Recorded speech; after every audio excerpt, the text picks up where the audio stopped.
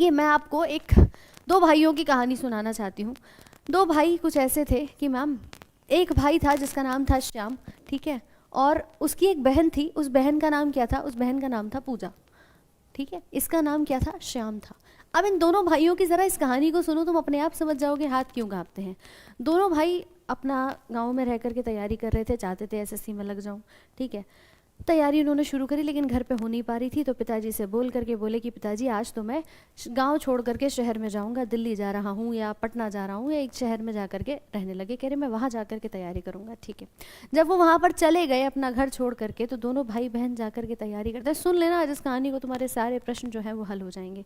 Ma'am आज आप नहीं गए प्रयागराज? नहीं बेटा मैं आज नहीं गई, मैं जब जाऊँगी तो आपको बता दूँगी, ठीक। कहानी है एक भाई और एक बहन की, श्याम और पूजा।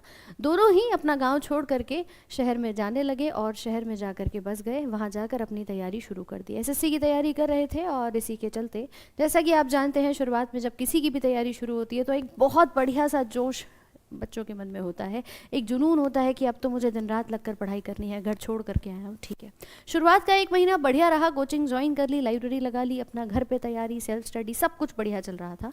लेकिन पूजा ने अपनी तैयारी जो थी ना वो बढ़िया से करी, रेगुलर क्लास जाती थी, अपनी कोचिंग करती थी, सब कुछ उसका रेगुलर था। लेकिन जो श्याम था, थोड़ा सा मैम होता है ना लड़कों के अंदर, दोस्तों के साथ बहक जाते हैं, कहते हैं अच्छा दिल्ली आया हूँ, चलो दिल्ली भ्रमण कर लेता हूँ, आज की क्लास का क्या है छोड़ देता हूँ, आज की क्लास छोड़ दी।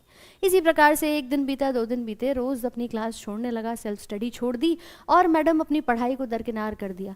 देखते ही देखते पूजा ने समझाया बहुत कि भाई पढ़ ले, मेहनत कर ले, सिलेक्शन हो जाएगा तो पिताजी का नाम रोशन हो जाएगा। लेकिन नहीं, श्याम भाई साहब नहीं माने। लेकिन पूजा हमारी बहुत सिंसियर थी, पढ़ती रही।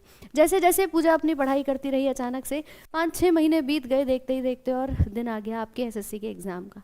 अब जब एसएससी का एग्ज़ाम का दिन आया, दोनों को ही पेपर देने जाना था, दोनों पेपर देने गए, बढ़िया तरीके से गए। एक के मन में डर था कि पढ़ाई की है अच्छा होगा कि नहीं, और दूसरे के मन में ये डर था कि पढ़ाई नहीं की है अब आगे क्या होगा, होता है कि नहीं, ठीक है।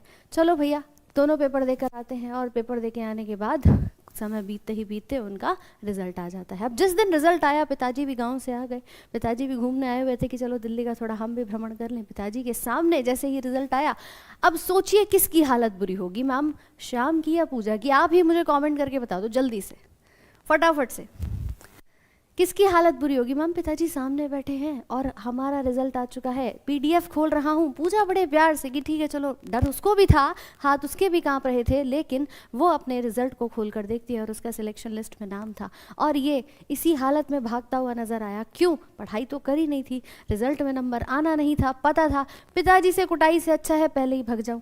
उस समय पर इन दोनों के क्या हो रहा था? दिल में घबराहट, हार्ट बीट बढ़ चुकी थी, बीपी बढ़ चुका था, पसीने आने शुरू हो गए थे, और मैम इसी अवस्था में हाथ कांप रहे थे। क्यों? क्योंकि हमारी बॉडी का जो ब्रेन में एक सिस्टम बैठा होता है ना, जिसे कहते हैं स्वायंत्र तंत्र का तंत्र, जिसके अंतर्गत आता है अनुकंपी सिंपैथेटिक नर्वस सिस्टम, वो काम कर रहा था।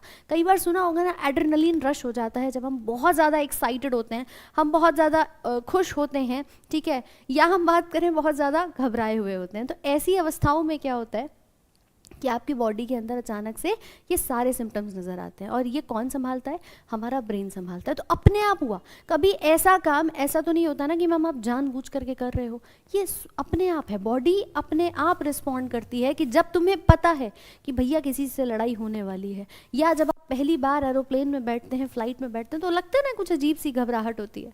बस मैम यही चीज़ हमें नज़र आती है, ठीक है, रोना आ जाता है, ये देखो। तो ऐसी समस्याओं का समाधान किसके पास है? हमारे ऑटोनॉमिक नर्वस सिस्टम के पास है।